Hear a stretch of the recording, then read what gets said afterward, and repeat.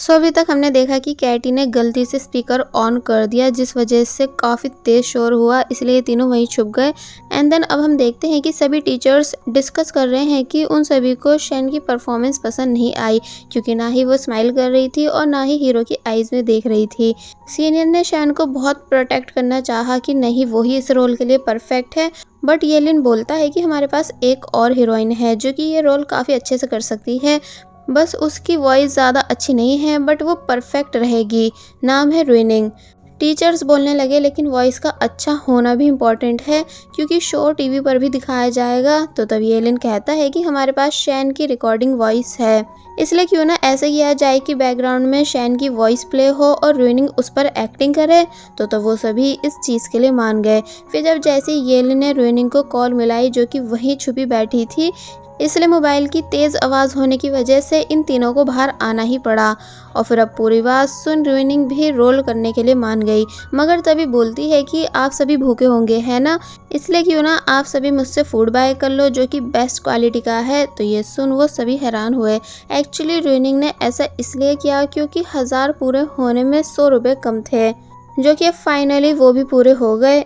जिसके बाद अब हम शैन को देखते हैं, जिसको येलिन ने जब जैसी बताया कि सॉरी अब तुम मेन एक्ट्रेस नहीं रही, तो वो बहुत बुरी तरह शॉक रह जाती है, इसलिए सदमे में वहाँ से जाने लगी। मगर तभी रुइनिंग भी आई जो कि शैन को 1000 रुपीज़ दिखाने लगी, ये बताकर कि मैं बैट जीत चुकी हूँ। शैन कहती है कि ठीक है तो फिर मार लो मुझे थप्पड़, वैसे एक थप्पड़ तुम मुझे ऑलरेडी मार चुकी हो मुझसे मेरा रोल छीन कर। तो तब रुइनिंग बोली कि मेरा इरादा बिल्कुल भी तुम्हारी परफॉर्मेंस ख़राब करने का नहीं था, इसलिए मैं सॉरी बोलती हूँ, लेकिन टीचर्स को तुम्हारी परफॉर्मेंस ज़्यादा पसंद नहीं आई, इसलिए उन्होंने अपनी मर्जी से तुम्हें हटाया है एंड मुझे सिलेक्ट किया है। और फिर अब फाइनली रुइनिंग ने शैन को ज़ोरदार थप्पड़ मारा, जबकि सभी को लगा था कि रुइनिंग ऐसा नहीं करेगी। बट रुइनिंग बोलती है कि मैं अभी तक सिर्फ शैन के अत्याचार सहती आई हूँ, जबकि मेरी कोई भी गलती नहीं थी उसके गिरने में, लेकिन इसने तब भी मुझे सभी के सामने मारा था। यहाँ तक कि जब मुझे कॉलेज से निकाला जा रहा था तो तब भी इसने मेरी हेल्प नहीं कराई थी, इसलिए अब जब मुझे फाइनली मौका मिला है बदला लेने का तो फिर मैं पीछे क्यों हटूँ। वैसे भी मैं बैट जीत कर बदला ले रही हूँ, क्योंकि मुझे किसी को भी फेक बनकर नहीं दिखाना है। मैं जो रियल में हूँ ऑलवेज भी वही रहूँगी और कभी लोगों की गलत बात बर्दाश्त नहीं करूँगी। सभी लोग काफ़ी ज़्यादा हैरान थे, स्पेशली शैन, क्योंकि इसे लगता था कि बस मैं ही हूँ सभी के साथ बुरा करने वाली, कोई भी मुझे पलट के जवाब नहीं दे सकता। इसलिए यहाँ वो बहुत ज़्यादा शर्मिंदा होकर जाने लगी। मगर तभी ये मियाओ कहता है कि रुको, जाने से पहले कॉस्ट्यूम रुइनिंग को देकर जाओ। तो तब शैन गुस्से से ये मियाओ को देखने लगी, क्योंकि अब उसका कोई भी दोस्त नहीं है। सो फाइनली स्टार्ट हुई परफॉर्मेंस, जहाँ रुइनिंग काफ़ी अच्छे से परफॉर्म कर रही है। तो तब ये सब देख टीचर खुश हुए। मगर अब क्योंकि येलिन रुइनिंग के एक दिन में 1000 रुपये चैलेंज कंप्लीट करने और शैन को अच्छे से लेसन देने की वजह से इम्प्रेस हुआ था कि रुइनिंग कितनी ज़्यादा रियल और ब्रेव है, इसलिए उसने तभी रुइनिंग के फोरहेड पे किस कर डाली, जिसे ऐसा करते देख ये मियाओ के होश उड़ गए, क्योंकि ये सीन स्क्रिप्ट में नहीं था। इसलिए मिस मिंग और मिस्टर ये दोनों भी शॉक में थे। इसलिए जब शो एंड हुआ तो तब मिस मिंग पूछती हैं कि क्या तुम्हारे और येलिन के बीच कुछ चल रहा है, बट रुइनिंग ने इनकार कर दिया, ये बताकर कि नहीं नहीं ऐसा कुछ भी नहीं है।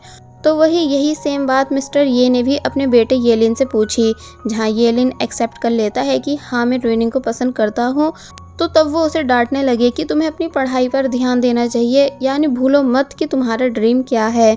जो बात ये मियाओ को बिल्कुल पसंद नहीं आई, इसलिए वो अपने भाई की साइड लेते हुए बोलने लगा कि डैड, भाई ने आज तक वही किया है जो आपने करने को बोला है, लेकिन अब वो बड़े हो चुके हैं इसलिए खुद से फैसला कर सकते हैं, आप बार बार भाई के भोलेपन का फ़ायदा क्यों उठाते हो। तो तब येलिन इमोशनल हुआ कि उसके छोटे भाई को उसकी कितनी फ़िक्र है। मगर तभी दूसरे ही पल ये मियाओ ने भी अपने दिल की बात बता दी कि एक्चुअली मैं भी रुइनिंग को ही लाइक करता हूँ। तो ये सुन डैड शॉक रह गए कि आखिर यहाँ चल क्या रहा है। बाय द वे अब ये मियाओ और येलिन अकेले में बात कर रहे हैं, जहाँ पहले तो इन दोनों के बीच काफ़ी ज़्यादा लड़ाई हुई, जहाँ कभी येलिन बोल रहा था कि रुइनिंग मेरी है तो कभी ये मियाओ कह रहा था कि नहीं रुइनिंग मेरी है। मगर फिर आखिर में इन्होंने डिसीजन रुइनिंग पर छोड़ दिया कि अब रुइनिंग ही डिसाइड करेगी कि उसे किससे अपना बॉयफ्रेंड बनाना है। कि तभी रुइनिंग आई और येलिन को अपने साथ ले गई बात करने के लिए, जहां आकर उसने येलिन को सॉरी बोला। येलिन समझ गया कि रुइनिंग का आंसर नो है, यानी कि वो मुझे पसंद नहीं करती, इसलिए बोलता है कि कोई नहीं, तुम सॉरी मत कहो। बट रुइनिंग काफ़ी ज़्यादा शर्मिंदा थी, इसलिए येलिन को नॉन स्टॉप सॉरी कहती गई, जबकि येलिन उसे सिर्फ चुप करा रहा था। जिसके बाद ये सीन यहीं कट हुआ और अब हमें ये मियाओ का सीन दिखाया गया, जिसे नींद नहीं आ रही है कि तभी उसे रुइनिंग मैसेज करने लगी। तो तब वो बहुत ही ज़्यादा खुश हुआ और समझ गया कि रुइनिंग मेरे भाई को मना कर चुकी है, इसका मतलब वो मुझे लाइक करती है। और बस फिर होना क्या था, ये दोनों चैटिंग करने लगे, जहाँ फाइनली ये दोनों एक दूसरे को बता भी देते हैं कि उनके दिल में एक दूसरे को लेकर क्या फीलिंग है। कि तभी चैनमो की आवाज़ें आई जो कि कह रहा था कि मैं तुम्हें काफ़ी ज़्यादा लाइक करता हूँ। तो ये सुन ये मियाओ के होश उड़ गए कि कहीं चैनमो मुझे सच में पसंद तो नहीं करता। मगर फिर बाद में पता चला कि चैनमो तो ये सब बातें नींद में बोल रहा है कैटी को इमेजिन करते हुए। तो तब जाकर ये मियाओ को सांस आई। पर वहीं अगर बात की जाए येलिन की, तो वो पूरी रात बहुत ज़्यादा ड्रिंक करता है रुइनिंग को मिस करते हुए, क्योंकि उसने कभी इमेजिन नहीं किया था कि जिस लड़की को वो लाइक करेगा वो उसके भाई को मिल जाएगी। अब हमें नेक्स्ट डे दिखाया गया, जहाँ रुइनिंग और ये मियाओ साथ में बैठकर बहुत ही ज़्यादा शर्मा रहे थे, मगर जैसे तैसे इन दोनों ने डेट पर जाने का डिसाइड किया। और वहीं शैन जो कि अपनी मॉम के साथ है, तो तब शैन की मॉम उसे फ्लावर्स में पानी डालने के लिए भेजती हैं। तो तब वो वहाँ से चली गई, मगर तभी छुपकर मिस मिंग की बातें सुनने लगी, जो कि मिस्टर ये से बहस कर रही हैं कि वो उनसे नहीं मिल सकती। मगर फिर मिस्टर ये के ज़्यादा फोर्स करने पर उन्हें जाना ही पड़ा। तो तब शैन भी उनका पीछा करने लगी टैक्सी में बैठकर। जिसके बाद अब हम रुइनिंग को देखते हैं, जो कि अच्छे से रेडी है अपनी फर्स्ट डेट पर जाने के लिए। मगर तभी घर के नंबर पर किसी की कॉल आई, जो कि हॉस्पिटल से आई है, जिसे रुइनिंग ने जब जैसे पिक किया तो तब उसे बताया गया कि आपके डैड की कंडीशन ठीक नहीं, यानी उन्हें कैंसर है। तो ये सुन रुइनिंग के होश उड़ गए। इसलिए जब ये मियाओ की कॉल आई पूछने के लिए कि तुम कब तक आ रही हो, बट रुइनिंग आने से मना कर देती है, ये बताकर कि घर में कुछ प्रॉब्लम हो गई है इसलिए मैं नहीं आ पाऊंगी। और फिर तभी उसने कॉल कट कर दी।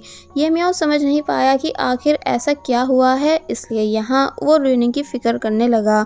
और वहीं दूसरी तरफ हमें मिस्टर ये को दिखाया गया, जो कि ज़बरदस्ती मिस मिंग को रोक रहे थे। एक्चुअली ये दोनों पहले लवर हुआ करते थे, लेकिन फैमिली के प्रेशर में आकर मिस्टर ये ने मिस मिंग को छोड़ दिया था। बट अब उन्हें मिस मिंग के साथ रहना है, लेकिन मिस मिंग इस बात के लिए बिल्कुल भी रेडी नहीं थी। कि तभी अचानक इन दोनों के साथ में किसी ने फ़ोटोज़ क्लिक की, जो कि और कोई नहीं बल्कि शैन है, ताकि वो रुइनिंग को ये फ़ोटोज़ दिखाकर ब्लैकमेल कर सके। फिर बस होना क्या था, उसने ऐसा ही किया। यानी बेचारी रुइनिंग जो कि अपने डैड के सदमे में थी, कि तभी शैन उसे मिस मिंग की फ़ोटोज़ दिखाने लगी, ये बताकर कि तुम्हारी मॉम का अफेयर चल रहा है, पता नहीं कैसी फैमिली है तुम्हारी। रुइनिंग के फ़ोटो देख होश उड़ गए। कि तभी शैन ने वार्न किया कि तुम ये मियाओ को छोड़ दो, वरना मैं इन फ़ोटोज़ को पब्लिक कर दूंगी, जिसके बाद फिर तुम्हारी मॉम बिल्कुल भी किसी को शक्ल दिखाने लायक नहीं बचेंगी। तो तब शैन पूछने लगी कि तुम्हारी लड़ाई मुझसे है, लेकिन मेरी मॉम ने ऐसा क्या कर दिया जो तुम उनके साथ ऐसा कर रही हो, जबकि मेरी मॉम ने तो हमेशा तुमको भी अपनी बेटी माना है और तुम्हारी इतनी फ़िक्र की है। तो तब शैन कहती है कि वो सब तो वो मेरे ऊपर तरस खा के करती थी, यानी मुझे तुम्हारे पुराने कपड़े पहनने के लिए देती थी, तुम्हें जो पसंद नहीं था वो खाना मुझे दे दिया करती थी। और यहाँ तक कि उन्होंने मुझे आर्ट लाइन में भी इसलिए भेजा ताकि मैं इन फ्यूचर भी तुम लोगों की गुलाम बन के रह सकूँ। तुम्हारी मनपसंद स्केच बना बना कर अब समझ आया कि तुम किस पर गई हो, यानी तुम भी 2 लड़के घुमाती हो और तुम्हारी मदर भी ऐसी ही है। तो तब रुइनिंग को इतना ज़्यादा गुस्सा आया कि उसने डायरेक्ट रुइनिंग को ज़ोरदार थप्पड़ मारा, लेकिन शैन भी रुकी नहीं बल्कि डायरेक्ट रुइनिंग पर अटैक कर देती है। जिसके बाद बस फिर होना क्या था, यहाँ ये दोनों बहुत बुरी तरह लड़ने लगी।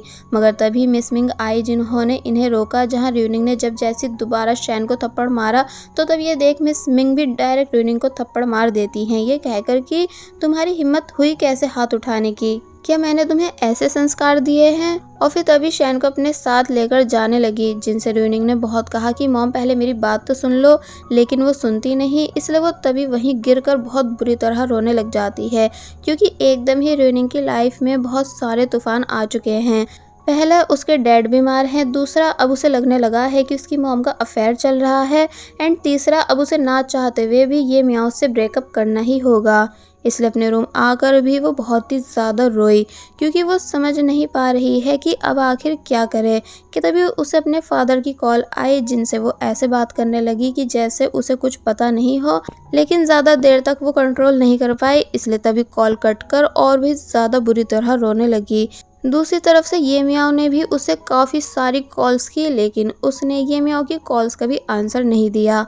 और फिर अब नेक्स्ट डे वो ये मियाओ से आकर मिली, ये बताने की वो उसको बिल्कुल भी लाइक नहीं करती है। तो तब ये बात सुन ये मियाओ के होश उड़ गए, इसलिए कहने लगा कि तुम मजाक कर रही हो, है ना।